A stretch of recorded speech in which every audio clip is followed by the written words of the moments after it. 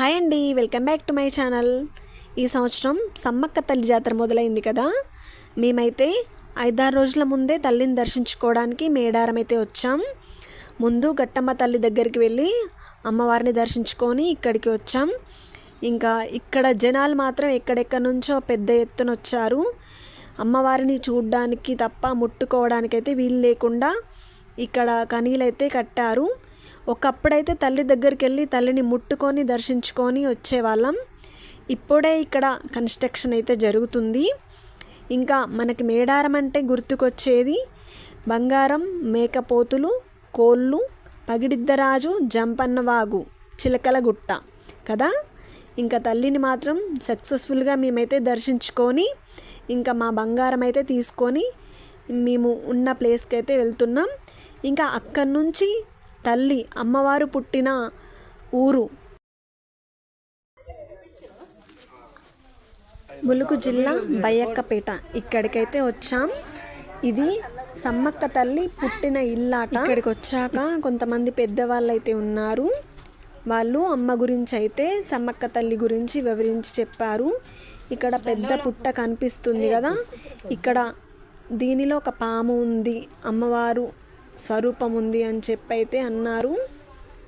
సమ్మక్క తల్లి పుట్టిన ఇంట్లోకి మనం తిరుగుతున్నాం అంటేనే నాకైతే చాలా సంతోషంగా అయితే అనిపించింది. ఇక్కడ ఒక పెద్ద ఆయన అయితే అమ్మవారి గురించి వివరించి చెప్తున్నారు. ఇతన్నైతే ఇంటర్వ్యూ చేయడానికి కొంతమంది అయితే ఇక్కడికి వచ్చారు.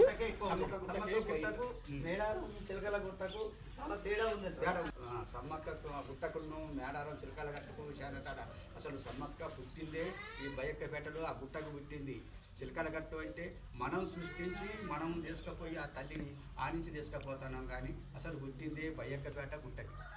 చరిత్రలు చెప్తున్నటువంటి కారణంగా చూసుకుంటే సమ్మక్క కుటుంబము యుద్ధం చేసి నేల కొరిగిన తర్వాత ఎదురైనటువంటి సమ్మక్క చిలకల గుట్టమకి వెళ్ళి అక్కడ అదృశ్యమైందని చెప్పేసి చరిత్రలు చెప్తున్నాయి. దాన్ని ఏదో సమ్మక్క మీ గుట్ట మీద ఆవిర్భవించిందో ఆ తర్వాత సమ్మక్కను మేడారం పంపించాల్సిన అవసరం లేదు.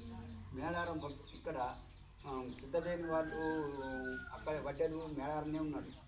వడ్డెలు ఉన్నాడు కాబట్టి ఇక్కడ నీళ్ళ సౌలభ్యం లేదని మేడారం పంపించాం. జంపన్న వాగు జనం ఎక్కువైంది. జనం ఎక్కువైతే ఆ జంపన్న వాగులో స్నానాలు చేస్తారు, అక్కడ వరకు నీళ్ళు ఇస్తారు అని ఇక్కడ నీళ్ళ సౌలభ్యం లేకని అక్కడికి పంపించినాం.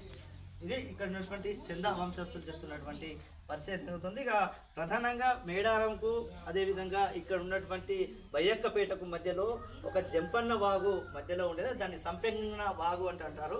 సంపెంగ వాగు తర్వాత జంపన్న వాగుగా మారాల్సిన పరిస్థితి కూడా చరిత్ర చెప్తున్నదైతే చరిత్ర ఆనవాళ్ళు కూడా మనకు తెలుస్తున్నాయి. ఎందుకంటే యుద్ధంలో పోరాడినటువంటి వీరవనితల కుటుంబం ఆ సంపెంగ వాగులో జంపన్న రాలినటువంటి జంపన్న వాగు రక్తమంతా పూర్తిగా సంపెంగ వాగులో కలవడం, దాంతో జంపన్న వాగుగా పేరు ఆవిర్భవించిందని చెప్పేసి చరిత్రలు చెప్తున్నాయి. ఇక మొత్తంగా చూసుకుంటే ఏదైతే బయ్యక్కపేటకు సంబంధించినటువంటి అంశంలో అటు మేడారంకు బయ్యక్కపేటకు సంబంధించిన అంశంలో చరిత్ర అయితే ఈ విధంగా ఉందని చెప్పేసి ఇక్కడ ఉన్నటువంటి చందా వంశస్థులు చెప్తారు. ముఖ్యంగా చందా వంశస్థులు సిద్ధమైన వంశాలు ఇద్దరు ఖచ్చితంగా మేడారంకు ప్రత్యేక పూజలు చేసేటువంటి పరిస్థితి ఉన్నది. అయినప్పటికీ కూడా బయ్యక్కపేటకు సంబంధించినటువంటి వారైతే ఖచ్చితంగా బయ్యక్కపేటకు చెందినటువంటి సమ్మెకే ఇక్కడ ఉన్నటువంటి పరిస్థితులను బట్టి, అంటే ముఖ్యంగా ఇక్కడ ఉన్నటువంటి వసతులు కావచ్చు, ఇక్కడ ఉన్నటువంటి పరిసర ప్రాంతాల్లో వెసులుబాట్లు కావచ్చు సరిగ్గా లేకపోవడం వల్లనే ఇక్కడ నుంచి 4 గ్రామాల ప్రజలు, చుట్టుపక్కల ఉన్నటువంటి 4 గ్రామాల కన్నపేటకి సంబంధించినటువంటి వారు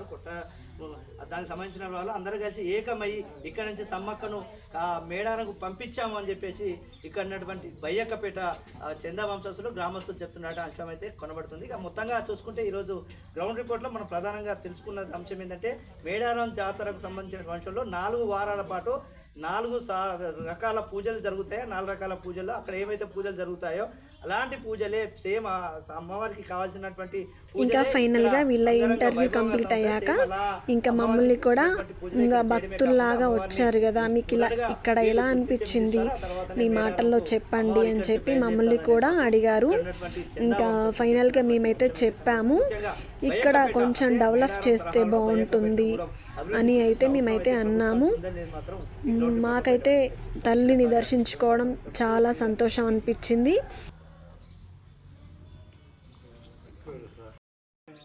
ఇక్కడ ఏమీ సౌకర్యాలు అయితే వాటర్ లేదు.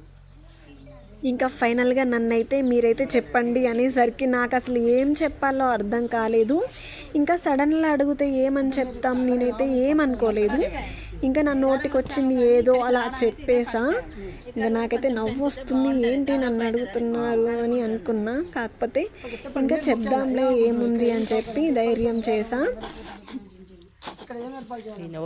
ఇక్కడ ఉన్న జనాలకి ఫస్ట్ ఆఫ్ ఆల్ ఇక్కడ వాటర్ ఏం లేవు. ఇంకా నా వీడియో మీకు నచ్చినట్లయితే లైక్ చేయండి, షేర్ చేయండి, సబ్స్క్రైబ్ చేయడం మాత్రం మర్చిపోకండి. ఇలాంటి మరిన్ని మంచి వీడియోస్తో నేనైతే మీ ముందుకు వస్తాను.